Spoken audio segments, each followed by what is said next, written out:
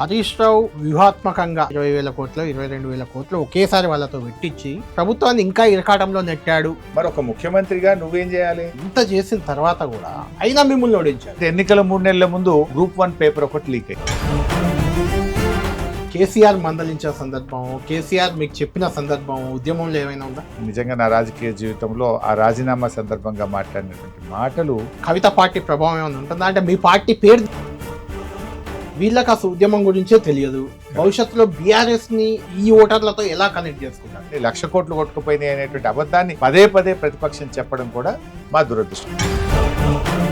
హైడ్రా కూడా చెరువులు కబ్జాలు అయ్యాయి హైదరాబాద్ లో. హైకోర్టు ఎన్ని మొట్టికాయలేసింది, బోర్డులు వీక్పిచ్చి నిన్న ఎకరానికి 237 కోట్లు ఎల్ఆర్ఎస్ కట్టొద్దు, మేము వస్తే ఫ్రీగా చేస్తామన్నాం. కానీ ఇప్పుడు ఏం చేశారు? ప్రభుత్వాన్ని అసలు పని చేయకుండా అడ్డుకుంటుంది హరీష్ రావే. నువ్వు పెట్టే ఫ్యూచర్ సిటీ బోగస్ బక్వాస్. మాజీ మంత్రి హరీష్ రావుతో వీకెండ్ పాడ్కాస్ట్ ఈ రోజు రాత్రి 7 గంటలకు మీ 10 టీవీలో.